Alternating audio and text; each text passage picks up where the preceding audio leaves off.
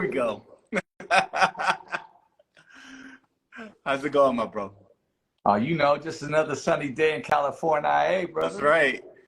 Hey, it's truly an honor to have you on the show. You know, what a storied career you've had. And everything you're still doing now, your podcast, the performances, you've never stopped. What I always love to do when, I have guests on is talk about the beginning of their career, how they fell in love with music, how music popped off for you, especially because you started so young, right? And then we'll work our way up from there. So tell us, how did you fall in love with hip hop? How did that all happen? Hip hop started in my crate, when it was back in the 80s, bro. And, I used to walk to elementary and, I had Slick Rick. I had to listen to. I had Curtis Blow. My uncle actually introduced me through his crates, and passed down through the generation. He's about 8 years older than me, and I would go in his record crates and dig up the Curtis Blows and from the East Coast, and he had all the Slick Ricks and Dana Danes and all that. Yeah. So I just, I took liking to it. I just love the whole fact that you could put words together, man, and create a sound, a movement with it. Well, it was barely becoming a movement, and excuse me, for me, it already had established early 80s, but I just gravitated towards it. I love the drums. I love the storytelling, the way they put the words together, and it was just became part of my culture, part of my time, growing up there in Santa Ana, California, and like I said, I used to walk the streets. I would recite Lottie Dottie like three times, and I end up to school, man, before you know it, you know what I mean? Yeah. So since then, it just kind of snowballed, and the more I got into it, the more I started taking liking to different artists. Sugar Hill Gang, of course, LL Cool J. I mean, these were all the starting rappers that I started, clinging to. Of course, a lot of the underground rappers too from the mixtapes. Yeah. Back in that era, it was a lot of the rappers that you're mentioning, and a lot of them were from New York, a little bit from Philadelphia, and LA was starting to have a scene, but it was, hip hop. Nobody thought that hip hop would be around this long. We're at the hip hop 50-year anniversary, and back then people thought it'd last like, I don't know, like it was a fad, like 5 years or something like that. Yeah. But the way that it became a culture and became global, nobody expected that, I think, No, not at all. I mean, before you knew it, it got so popular, commercials, McDonald's commercials, and everybody else started using hip hop. That's when it made it, when it hit mainstream. And like you said, it was something new to the mainstream, and it took a while to break those mainstream doors down for it to even get accepted. For the most part, it was just underground mixtapes, you know what I mean, and parties. That's it. But thanks to like movies like Breakin' and Beat Street and what have you, those kind of just opened up not only the public's eyes who were new to it, but also corporate. Yeah. So that's how you first fell in love with hip hop. And shout out your uncle who had that record collection. You know what I mean? Because people don't understand the struggle of music back in the day. They got Spotify and YouTube now. They can get anything they want whenever they want. If you didn't catch it on the radio, or if you didn't, you had to buy it, and you had to discover music by what your friends or family had. So shout out your uncle with the record collection. You know what I'm saying? Yeah, as far as hip hop goes, for sure. My mom, she really rocked like the disco. She was part of the whole 70s disco era, BG, Saturday Night Fever vibes, and then, the old school R&B, the shit, Marvin Gaye's and Teddy Pendergrass. But for the most part, my uncle was the one that had mainly the hip hop, like I mentioned. Yeah, that's dope. So then, you start rapping, you're falling in love with hip hop. How does that move into later on when you start rhyming with people, start shopping demos? Can you talk to us about that part of it? So the first time I got actually invited to be in a hip hop group or circle, if you would, was middle school. A couple of my homies, man, on the playground recess one day were rapping, and I would always see them. It became an everyday thing. And, you know, they would just cipher. I had the homie Box. He was the beatbox. And then you had my homie Greg G. And then you had Rashawn. And it was just them three.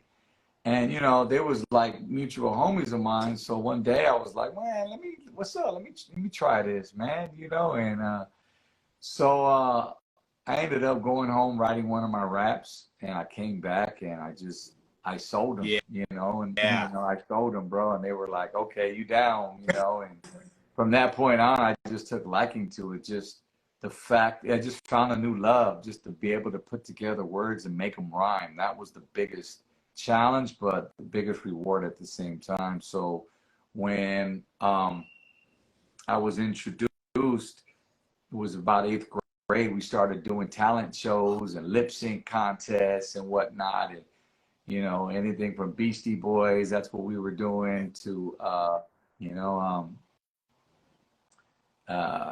as you mentioned, and to a lot of the middle school dances, you know what I mean? And just rapping at them. And I was just getting, you know, just getting educated, man, just getting my feet wet as far as becoming an MC. Yeah. And so the more I became an MC, the more I just dug more into the rappers, you know, and just trying to always better myself by listening to, you know, other rappers. So there's where Rakim came into play. Ooh. And when I found him, I just like, whoa. Like LL Cool J on Bad was dope in radio, but when I heard Rakim's Eric B as president, that set it off. Yeah. I was like, this dude's on another level. Yeah.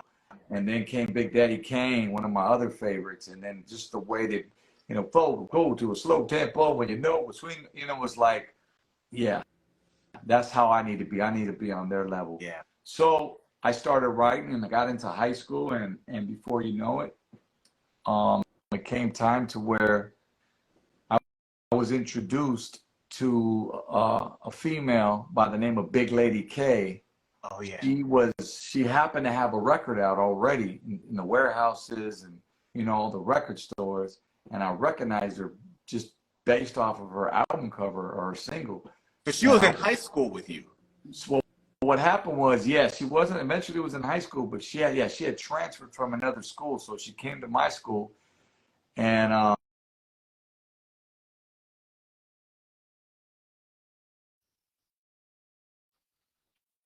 record last week. And anyway, she turns out she was the first female artist on Priority Records. Wow. And sorry, people are texting me right now. And so, excuse me, it's just kind of loud. I got my. It's all good, brother. It's all good. I'm at I'm playing. You know, I'm supposed to be watching these kids, but they're all. Hey, you're watching them. You're watching them. You know what I'm saying, with the water, playing with water. Anyway, so long story short, I met her. She introduced me to her manager on the payphone. I rapped for him, and he basically liked how I sounded. So, you know, within a few months or whatnot, we got a demo going. We started working as a solo artist. I hadn't even met DTX yet. I hadn't met DJ Fabe yet. It was just me solo, and there's where we started shopping my demo. And then so you're shopping a demo, and shout out to you as a youngster, you know, because when when your first album drops, you were young, but your level of rap was so good because of all these hours you put in, all of this practice, starting back from elementary school, then middle school, through high school. By the time you're in your early music videos, you have your first record deal, you're that dope, you know what I mean? Because you had studied the craft, you were a student of the culture. How does the record deal happen? You kind of went forward, but then I got to go back because the record deal obviously happened when I was introduced to my partner, DTX. From that point on, see, a lot had happened, but just to give you the short version, DTX and I were introduced because my manager at the time wanted us to, he wanted to create a group. Yeah. Okay. And the reason why is because at first with me, his vision was to drop the first Chicano rapper mainstream to get signed to a major deal. But when Kid Frost came out, that was already a done deal. So we were off to the races to create a group now. So he went and asked my DJ, Fabe Love at the time, to go grab somebody who he knew, and he happened to grab Bobby, DWTX, from his neighborhood. So there's where we were put together, and we just started writing raps and, you know, just creating our chemistry, this bond in the studio. Well, not quite in the studio yet, but, you know, in a one-bedroom apartment in Glendale is where we basically wrote our raps and did our demos on a 4-track.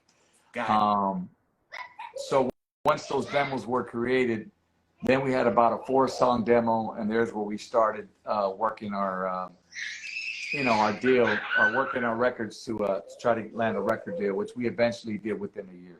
Got it. Man, what an amazing story. So you were basically, and you know, these are the things that life presents you. You were probably maybe 6 to 12 months. If it would have been 6 to 12 months earlier, or if Kid Frost's album would have been later, you probably would have been pushed as a solo artist.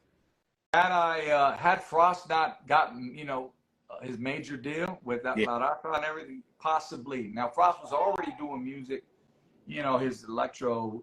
Yeah, because he was a dancer, right? And dancer, but I think he was kind of like the spitting image of Ice-T. Ice-T would rock at the breakdancer parties, and he'd be the MC rapping.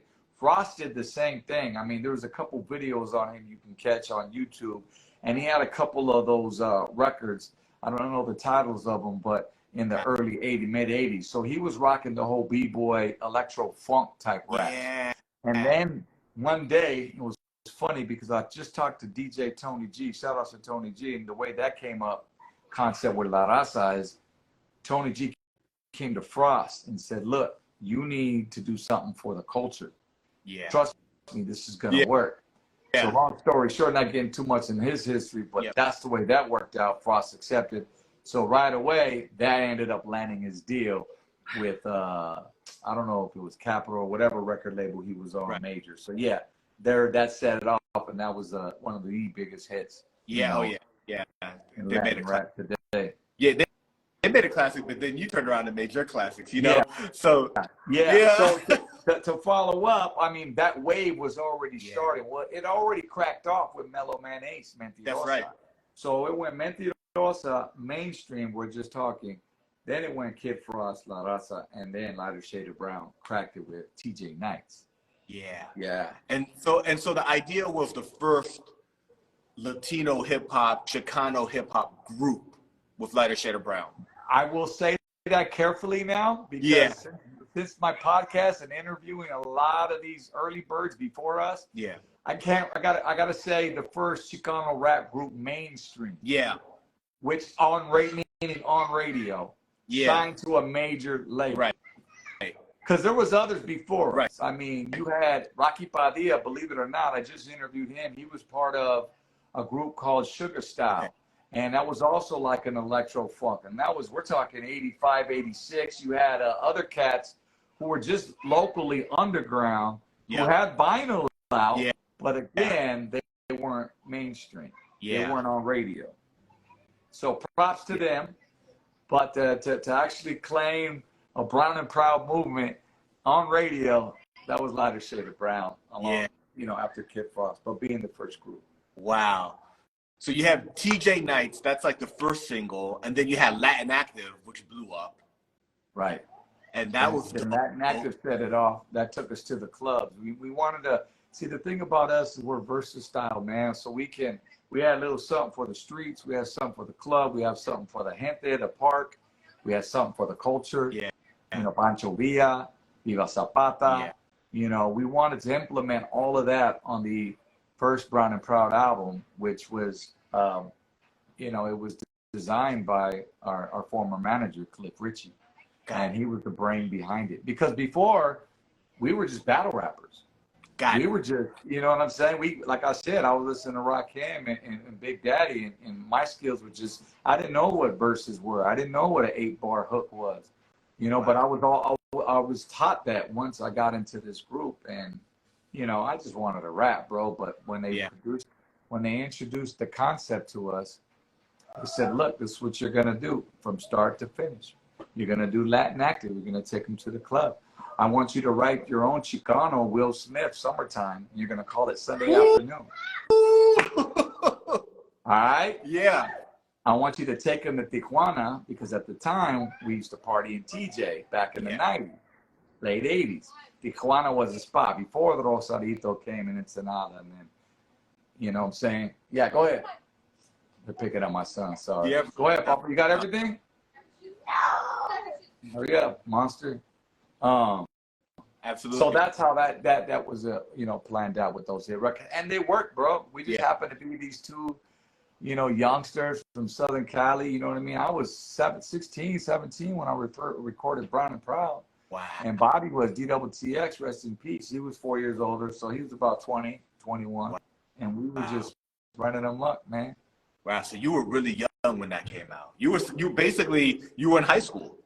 Yeah, I remember when, in fact, in high school, same school I was with when I met Big Lady K, that summer, you know, I was working on demos, and I came back. I think it was like my junior year. Yeah. And that whole junior year, I had been promised, or I was told I was going to get signed to a major record label. Now imagine being 16 years old and this guy in LA is shopping your demo and saying, hey man, you know, we're talking to Warner Brothers, we're talking to Priority Records, we're talking to all these major labels, and you're going, fuck. And I'm this little kid, you know what I'm saying, out of SoCal, like, you know, damn, he's just blowing me up. I'm gonna be on, you know what I mean? So I would go to school and just run my mouth like, yo man, check this out, man. I'm about to get signed, man. And people are like, all right. They were like, all right. Yeah, and after a while, it just became redundant. And it was like, they finally told me one day, I'll never forget those words.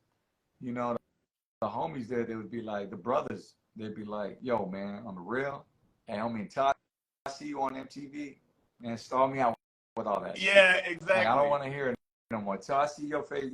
And I was like, I kept quiet. And I said, all right, we'll see. Yeah. And then it finally happened, you know what I'm saying, years later. So, yeah, in high school, it was a trip, brother, but we ended up getting that deal, man, laying some ground. Yeah. Now, that album is such a classic, so many classic songs on there. And then you guys went on to do more albums. Your second album also had like a big, you know, like that was an album that came out and made a lot of noise also, Hip Hop Locals. And that had a track that was featured, you had a track that was featured on Mi Vida Loca. Yeah, absolutely. We had Mi Vida Loca had Hey DJ. They licensed that one from us, and then we did a song called Two Lovers. That was strictly for the soundtrack. Okay. Because of the storyline with Mi Vida Loca, if you saw the movie, Ernesto had his two girlfriends. Yeah. Mousy and Sad Girl. So we took Two Lovers and basically, you know, used the Mary Wells sample and created a song for that. So yeah, that gave us initially our soundtrack love, and then that opened up doors for a couple other movies. I Like It Like That, you know what I'm saying? That was based out of New York, the Bronx, and we had a song called, it was originally called Blackout. Jesus, why can't I remember the name? We changed the name for that. But anyway, there was that song on there as well. And there we shared the light with, you know, Big Pun and Fat Joe. It was Fat Joe, actually. Yeah. Who are the cats that sang Tenderness? A little Mexican group from Texas. Okay. I mean, whoever was out that time, it was a dope soundtrack. And then DWTX ended up jumping on this Adam Sandler, Damian Wayne soundtrack, which was Bulletproof. Wow. And so he did a song with his brother Pete at the time. I don't know why I didn't end up on that soundtrack. I don't know. Yeah. I might have got into my production phase at that point. Yeah. Where we kind of took a little split. Yeah.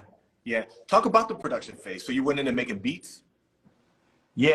So in about 94, after our third album, Laying in the Cut, which had Hey DJ, If You Want to Groove on there, we kind of just, we had switched labels. We went from Quality Records, and then we went to a major label, which was Mercury. Yeah.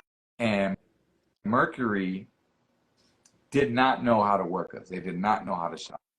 So as a result, we have a New York record label not knowing what Lowrider magazine was. Wow. Which is, I don't know if it's fair to say, but I mean, there was nothing else to do back in the day but read. If you weren't keeping up with the hottest magazines and trends, well, I don't know what the fuck's, but Yeah. you know, to each his own. So Lowrider magazine touched everywhere, all of the Southwest region, out to Chicago, and it was already hitting New York at the time. And I say that because that was our biggest promotion was Lowrider magazine tour, and we did a lot of those shows back in the day. So they were responsible to Gente for, you know, a lot of our sales. So when they told us that, because it came back in the day, you would buy ads, magazine ads. So we were like, yo, why aren't we in Lowrider magazine? We were when we on this other label. So anyway, make a long story longer, we ended up cutting ties. Well, they ended up just dropping us. As a result, we sold, I think Hey DJ charted, and then after that, you know, they didn't know how to do it. That was it, bro. Yeah. That was it. So they were done putting their money into us in that promotion. So they eventually, we got out of the contract, and me and Bobby just kind of, you know, went our separate ways for a little bit. I started getting more into production around 95. At that point, I kind of took a break from actually recording music. I did try to do I did a couple of solo singles on my own. Now that I think about it, I remember I went back to Quality Records. I had a single called Hey Baby Baby, and that was produced with Bobby Ross Avila and myself, and we just tried it, but they didn't want to see me as a solo artist. They wanted the group. It's such an iconic name and brand also, but you know, well established. Absolutely. So I was like, okay, well, you know, I'll stick to this production thing. So there's where I started really producing. I mean, after producing a couple hit records for us, there's where I started like getting more into it, you know, investing into my equipment and into actual studio. And I started producing a lot of the Chicano rappers, because that whole scene started coming in as Chicano rap. So, you know, I was introduced to Slow Pain and I did his first album, Rest in Peace. I started working with Baby Bash, you know what I'm saying, JT and 2D. And then all these new wave of Chicano rappers, which came later in 97, 98, 99. Wow. Now, I could stop there, but let me just tell the story as it goes. In 97, after a couple years, DTX finally reached back out to me and said, look, man, let's try this one more time. I got an opportunity for us. And at this time, I was already, like, I was making a little noise on the production side, but I still wanted to hear what he had to say on the table. I said, what you got? He was like, look, man, I got this record label in Oakland, and they want to invest, and they want to invest so much money. I can have a check for you, 20 grand in your bank account tomorrow. I said, so so I was like, all right, because I'm thinking, man, this is more studio equipment. This is fucking rent. Matter of fact, this is a down payment on a condo, which I ended up using that money for. So it all just worked out, man. So we ended up doing 2 records with Greenside Records, and 2 albums with Greenside Records. That was like 97 through 99. And then after that, that was our last album we did, which was If You Could See Inside Me. That's a good story, man. Thank you for sharing that. And it's beautiful how you expanded into production, helping other artists, you know, as ODM of Lighter Shade of Brown, helping, you know, Latino hip hop artists, Chicano rap artists, you know, being the OG. You got to be the OG and the producer. But then Bobby came and you did, let's go one more, right? And thank God you guys had that time too, right? That you got to do that one more time, do those 2 albums. You know what I mean? Absolutely. And we didn't know what it was going to do, but at the time, like, I was going hard on the beats, bro. Like, my production was at its peak. My rhyming was at its peak. If you listen to the Lane in the Cut album, which was If You Could See Inside Me in 99, that's the one that had Sunny Day on it. Bro, I did produce like that whole album and my writing skills, because remember, like you said, I was helping out others. I started out Mr. Capone. You know, I started out the Little Blackies. I wrote songs for them. I produced songs for them, for Blackie. and then Wicked Minds and Mr. Shadows, and they all came to my studio after that. Like my shit became the hotspot. Yeah. And they were all there, bro. So I was discovering new talent. Conejo started in my studio, you know, like real talk. And I was just a producer putting them on. And so, yeah, it was like one more go around. Let's try to make this, you know, lighter shade of brown thing crack. Because if not, I got more, you know, production. I got the studio. I got, you know, I'm good right now. But lo and behold, another opportunity struck in 2000. Yeah. And that was when I was introduced to my radio career. Yeah, because you had a 23-year radio career. Yeah. Personality and everything. Talk to us. How did that come about? So 5 years during the production, I was being interviewed. Probably 5 years prior to me getting the job at KGGI here in Riverside. Jesse Duran, the program director, had approached me and he had said, well, 5 years prior, he had interviewed me and DWCX, and we were trying to shop our single. Yeah. And it was one of the ones off the first two albums, or the last two albums. And he says, hey, ODM, where do you see yourself in 5 years? And I was like, man, honestly, with a quickness, I was like, I see myself doing your job. And he was like, oh, you trying to take my job? I said, no, not like that. I said, I've just always been fascinated with the radio personalities, you know, city to city, state to state. Yeah. I was always, you know, how when they run the mixing board, it was like a motherboard. It was like driving a cool ass fucking spaceship. You know what I'm saying? Like, what does this do? What does that do? But then they're talking to the mic and they're feeding their energy to thousands of people. Yeah. I says, I do that already on stage, but I want to do that on here. Yeah. So he remembered. So fast forwarding 5 years later, I would happen to be on the corner with some posters and a CD signing them. My boy, who worked from the radio station, same one, asked me to come out.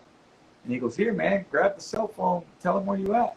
Yeah. So I grabbed it. I was like, yo, what's up, man? It's ODM over here on the corner of Boo Boo Boo, Chicago University, Papa John's Pizza, signing posters, blah. Did the whole, like, spill. Yeah. And here comes Jesse Duran, and his car pulls up at the spot. And he goes, yo, you sounded really good on there. He goes, man. He goes, you want a shot in radio? I said, let's go. Wow. So that was end of 99, bro. And I'll never forget. He had me start out on the weekends to learn the board, and then eventually I jumped into overnights. And then in overnights, I was from 12 midnight to fucking 6 a.m. So like around 11:30, I would go in, because it was a time change. I was going to this local strip club to go fucking have some coffee and watch strippers. Right. That was your routine. That was my routine, just so I could drink my coffee. You know, I'm still a bachelor at this point. I'm like, fuck it, let me look at some homegirls. You know, some of the homies work there. And they're like, where you going? I go, man, I'm going to do my radio shit. Be on the radio. You know, I was promoting me already. I was like, yo, make sure you tune in, man. I'm on at 12. Tap in when you get out. I'll be on all night. Call me up. You know, so, but I fell in love with it, bro. And before you knew it, I ended up spending, you know, a good portion of my life at radio. Yeah. Yeah. And that's a whole nother conversation. Yeah, that's a whole conversation. And you can see the people leaving comments right now. We miss you on the radio. We miss you on the radio. Oh, for real? What's up, man? Yeah. Shout out to everybody who knows. Because, yeah, bro, I just didn't do Inland Empire. Like, IE was my main home base. But then I did Kiss FM for 6 years. I did both at the same time. And then before you knew it, when digital started changing, man, I was doing 35 stations a night. Like, wow, you know, syndicated wise, you know, and it was insane. It was a dope ass experience for me. I think I got every little piece that I wanted out of it. Yeah. And hopefully I was able to, you know, I met a lot of friends and listeners that grew up, you know, to me, man. And it's just so rewarding. And I'm glad that I was able to do that for them, put a smile on people's faces, and at the same time do something that I absolutely love. Yeah, what an amazing career you've had. Lighter shade of brown, incredible MC, opening the door for Chicano rap, Latino rap, then radio, a whole career in radio, which goes from LA to California to syndicate it across 35 stations. Right. And now you've got a dope podcast. Can you talk about your podcast, the Blockout podcast, baby? So we're almost a year in it. Last year, I see some comments asking why did I leave the radio? Well, yeah, it wasn't by choice. You know, let's make that clear. It wasn't by choice, but you know what? I will say it was the best thing that ever happened to me in a long time. And it was a bittersweet scenario. Radio, you know, if you know, it's just, I will say in a nutshell, it's not like it used to be. Yeah. It wasn't as fun for me anymore.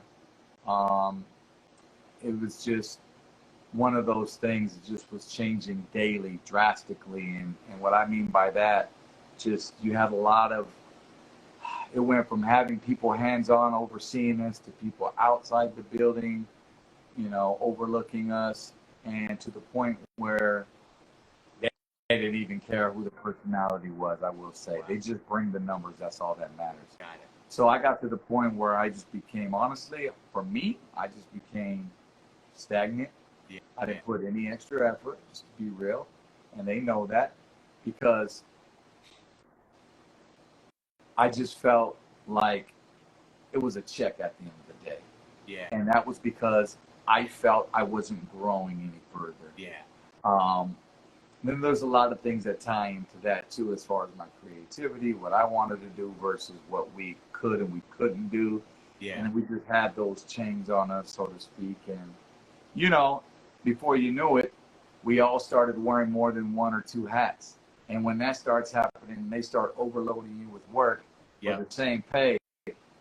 I'm good on that, man. Yeah. I'm sorry. Call me not a team player, whatever. But, you know, I basically showed up, did my show, did what I had to do, and then I bounced. Yeah. And then, you know, I would do my shows on the weekend. So last April, when I exited, yeah, you know, I knew it was time for a change. I mean, it was definitely a lifestyle change. Yeah. Here, you know, I was doing the same gig for 23 years. Yeah. Yeah. Well, by the grace of God, by the grace of my fans and my network, I was able to start my own. I knew I had to start something, and I wanted to be something under the two umbrellas: my experience in radio and my experience as an artist. Yeah. So I wanted to combine those. Well, what better way than to start my own podcast? Yes. And which would eventually become, which I want to be, my own network, and, you know, so on and so forth. Absolutely. But you got to start somewhere. So I took that knowledge, my G, and I started building, you know, and it started. I got a team right now that's so solid right now. We're, you know, we're cool as fuck. They get me, they respect me, and I respect them back, you know, and they're hungry. So, and they see the vision. And one thing I will say for those out there, if you're building a team, you know, make sure they see that vision. They see your vision, because otherwise it's just wasted time and energy, man. They're just fillers, you know. But at the same token, you know, I know what they want to do. I know what their goals are. And, you know, I'm not too proud to hold on to a talent if they want to go do something. You know what I mean? Like, I know that from being on both sides. Yeah. So with that being said, brother, we've been in it since last August. Yeah. It's going great. That platform's starting to grow its legs, and and shout outs to all the viewers, because a lot of them come from my radio days, and I'm gaining new ones. You know what I'm saying? Interviewing guests, and it's just a trip. I got the freedom right now, my G, to do whatever it is that I want. Yeah. Only thing is, I'm wearing double the hats I was wearing in radio. Because, you know, I'm being the program director, I'm being the music director, I'm being, you know, the booker, I'm doing the reels and the shorts and all this stuff that goes on social media. But it's okay, bro, because I know it's going to pay off, and I know it's going to come to a point where I will have that team that will, you know, help me out and do that stuff for me. You know what I mean? Yeah. So it's called the Blockout Podcast. What does the Blockout mean? So the Blockout was created by, the name was created by, back in the day when we would book studio sessions, they'd call us up, right? And they would say, yo, ODM ODM, lighter shade of brown. You know, we got a blackout session from midnight to 6 a.m., bro. 6 hours, bring your stuff, whatever. So they would call studio blockouts. Yeah. So you'd have a blackout of time is what it is, which the clock represents on the logo. Yeah. So what that is me and my guests, such as you and I here, this is a blackout of time.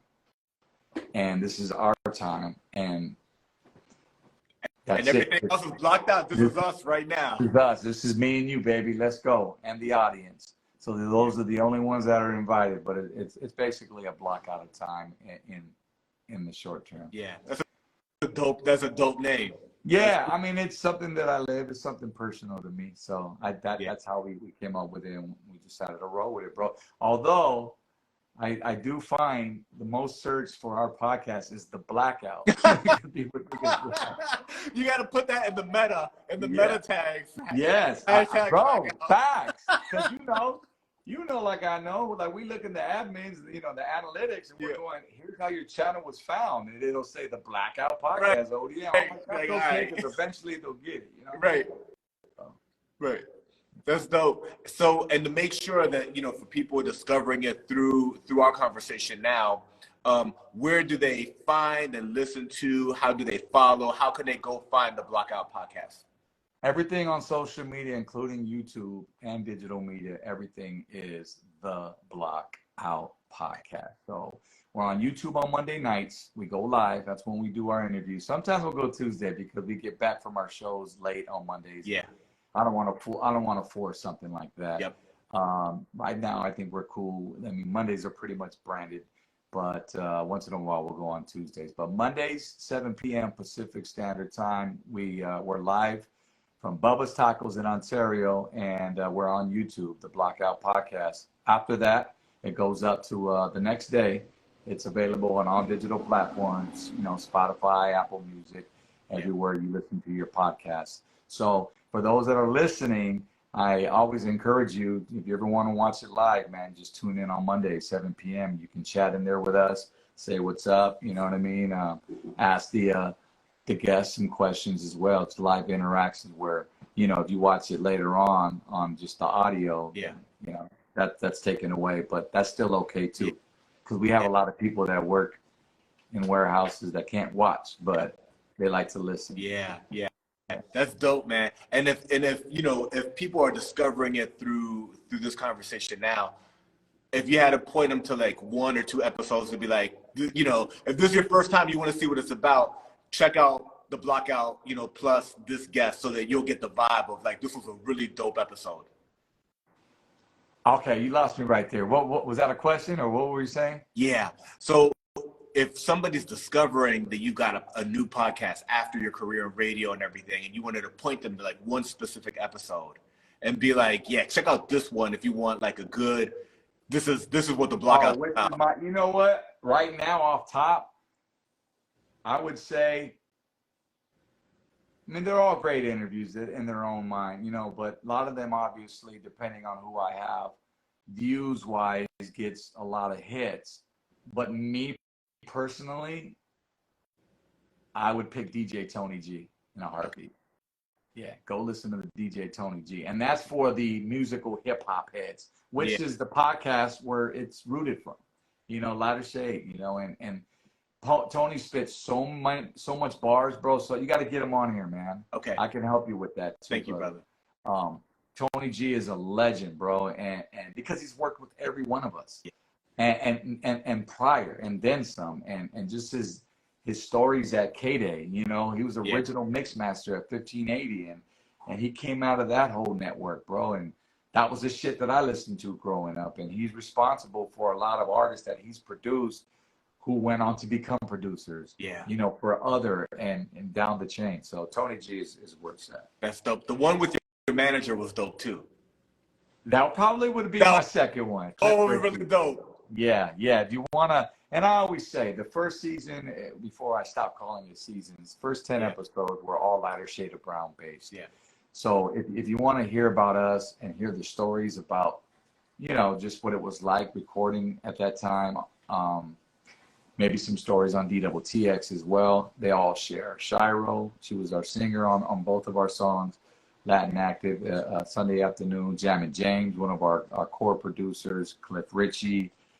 So I even got features on there, cats that were on the first original Brown and Proud album you always wondered about. The only one I didn't get was Teardrop, and she's a Yeah, mystery right now.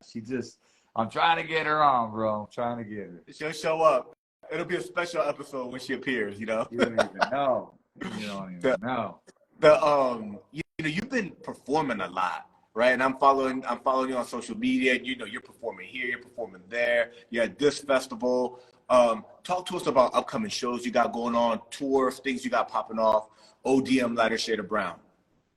Bro, my mind is just like, I mean, I got so many days. So I could just tell you the cities, Yeah, and I could tell you where to go get, go look at the tour dates. This year alone, yeah, I feel that we've got more shows this year than probably in the last 5 years, bro. This year, for some reason, yeah, like that. I don't know if it's just the weather or if it's just the yeah. whole post-pandemic thing. And people are out the house now. They are at the house and they want to go see all that action that they missed, or maybe that they missed. Yeah, So for us, man, we got a shitload of we're booked up until October, bro. And I mean, there's some in between, but basically every weekend.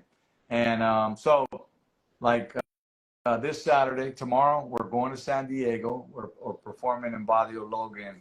Sunday we're off, and then next weekend. See, I don't even have my yeah, calendar. I could pull it up. But I mean, just to mention some of the tours. I mean, we're going to New Mexico, and back to New Mexico. We were just there. We're going to let's see here. We're going to Primm, Nevada, State Line. We're doing the Art LeBeau shows. We got 2 Art LeBeau shows lined up. One at State Line, Primm, Nevada. That's August 5th. And then we got another one, a tribute to Art LeBeau, rest in peace, in LA. That's coming up a little bit later on. That's going to be at the Microsoft Theater in October or somewhere like that. And then already next year, bro, we're already booked for 3 shows. We got Cinco de Mayo, 420, and September 16, Mexican Independence Day. And 2 of those are cruises. So we just did a cruise on Cinco de Mayo this year, which was dope, and our very first time. And so we got 2 more. We got the Super Legends tour, and also the old school cruise of Cinco de Mayo. So, and then the 420 Fest, which is going on as well. that's dope. In New Mexico. So we're busy, bro. Yeah, Busy. But hey, before I forget, I'm also throwing my own event okay. because this Sunday afternoon phrase seems to be popular, and it's popping with these day parties. You know what I'm saying? Yeah, All around me. So I said, you know what? I want to create an event myself, along with my partners, and I call it Lighter Shade of Brown Presents on a Sunday afternoon during the summer. So we're taking our first one to San Diego, which is July 2nd, 4th of July weekend. Probably no work the next day since the holiday's Tuesday. Yep. And right there at Barrio Logan, once again, over at Corazon del Barrio. And it's 21 and over. And, I just want to invite everybody out. If you're looking for a spot to get out of town, if you're in the local area, shoot down to San Diego, man. It's like me and my wife, we love going down there just on a regular weekend, just go kick it. If you've never been to San Diego, it'd be perfect, especially 4th of July weekend, to get out of town. that's beautiful. That's what's up. Dope. And everything's on the website, bro. ShopLSOB.com, our tour dates as well. That's dope. That's dope. And people can find merch on the website also. Yeah, you can do merch there. So get yourself a hat, get yourself, you got one of these. We got, man, what else we got? I'm gonna have to get you some, bro. I want it. Everything's in bins right now, bro. That's the way I like it, because then my son starts getting into shit. Yeah. So But yeah, bro. So as we start to wrap, talk to me. Is there, I've heard rumors of a Lighter Shade of Brown documentary. Like, is that going to happen? I know that at one point in time you were working on it. So in 2016, yeah, we had we linked up with Lou Pizarro, Operation Repo producer, film director, and Rudy Escovel, a couple other partners, and they were interested in doing a series on DWTX and I. And so we started filming it. Well, we got about maybe an hour and a half. That's all they got. And unfortunately, Bobby passed away. Yeah. So they turned it into an 1.5-hour documentary. And, you know, it's got cut-ins on it. Bobby's in it. I mean, it's been ready to go. Only thing is, wouldn't you know, here we are 7 years later, still trying to find who owns the music. Ooh. Now, this is something that I've been trying, man, it's crazy. Artists, that's why it's very important, man, to, especially nowadays, learn your business, learn your contracts, know where your music's going, know that you own your own music. It's easier to say now than it was back then. Yeah. Because, you know, everything's online now, Yeah. everything to teach you all that. But let me be the first one to tell you that. Just know what you're signing. Just don't sign and get into any deal, man, because you can get taken advantage of in the long run and not even know it. The advance money sounds great up front, but guess what?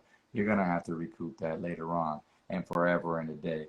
And, you know, so with that being said, because we got to be able to find who owns it and whatnot, and in order to license it. Got it. So, which can get into a lot of money as well. And the company I'm working with, they don't really have too big of a budget. Yeah. So that's what we're waiting on. That's it. But the footage is there. Wow. I hope that comes out. I think a lot of people are eager to see that. Hope that works out at some point in time.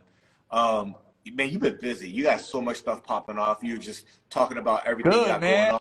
I'm glad I look busy. I want to look busy. I want to look busy. Is there a new lighter shade of brown music coming? Yes. We are working on, right now as we speak, we got 6 tracks available, recorded, and we're just in the mixing phases right now, adding some touches. Shout outs to producer Sab, you know, my engineer Sab did it. He's helping me. So I basically produce the tracks. I go over there, we mix it. Money Moons, that's my partner right there. And he's doing the album with me. I felt like it was time and he's paid his dues. Yeah. You know, since 2017 is when he first started coming on the road with me. And this cat here, I will say, and I continue to say when we tour, he's not here to replace DTTX, but the music still must go on. And whether it's up to you to vibe with our shit, because it's still going to be lighter shade vibe. You still got an original member here. Don't get me wrong. I know the formula. I produced a lot of the hit songs. So I know Bobby had a unique voice, though, and everybody loved his voice. We call him the Mexican Eazy-E. You know what I'm saying? Mm. But Moons is dope, man. I handpicked him in so many different ways, and I think he's so underrated. So what better way to let him shine than, you know, put him on the record with me? And of course, we got other features as well. Yeah. So that's coming after so many years of not putting out music, man. Yeah. Do you think that'll be a 2023? Oh, yeah. This summer. We trying to drop man. We trying to drop a single, bro, by July, bro. By July. We got to get the video done, bro. Yeah. We got this song. Woo-wee. Yeah, you need the single already. You need the single for your event in San Diego. Yes. So, with that being said, let that be a deadline, because it's just a matter of shooting the video, because nowadays it's different, man. Yeah. Like back in the day, you released the song. If it popped, then you got a video. Because videos were like way more expensive back then. Yeah, that's right. Now you can shoot a damn video on an iPhone. You know on your phone. So with that being said, we want to make sure the video's done and the song's ready to go, and then bam. You know, we were going to drop an EP, a 6 single, but I'm like, fuck it, dude. Yeah. Let's just feed them something. Yeah. Let's throw a teaser out there and let it pop. Like, you know, and let them enjoy it. I see how these cats work differently. They just drop singles, boom, boom, boom, boom. And you got to do that because the game's so saturated. Yeah. You know, I don't want to just drop something and it just get lost in the mix. So with that being said, you know, we might just make it exclusive on our website. You know what I mean? If you want the single, download it here. You know, the diehards will come. I ain't worried about it. Yeah. Yeah, that's awesome. My bro, anything else, you know, as we wrap up, anything else you want to plug that we haven't already plugged? You've got the show coming up. Yeah, a lot of shows coming up, but you got your event that you guys are putting on in San Diego. New music dropping. Yes. I mean, I think you touched it all, bro. I think you did. I see you did your homework, which is dope, man. I commend you for that. And I really hit everything. I mean, I would just reiterate everything like you mentioned. July 2nd, I'm really pushing that event in San Diego. And if you can't make that one, well, then, you know, you're going to miss out. But we're going to come to a different city, maybe a city near you. But also all the other shows that we're doing, everything else I talked about, guys, come see us perform. Everything is on shoplsob.com in terms of the tour dates. And then as far as the podcast, again, I invite you guys every Monday. We're live, 7 p.m. This Monday coming up, we got the legendary Elon, Mr. Rock and Roll Gangster, going to be on with us. You know, we're trying to, you know, creep into different, you know, genres, not just rap, you know what I mean? Yeah.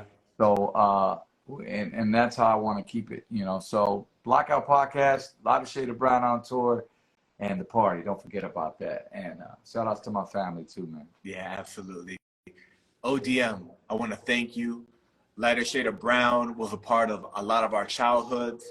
You know, everything you did after that in the radio and what you got going on now, you know, I'm cheering for you and we'll continue to build, my brother. Thank you so much. Hey, salute to you, bro. Thank you for being professional, man, and best of success to you as well. Keep it pushing. All right, my brother. Peace. Hey.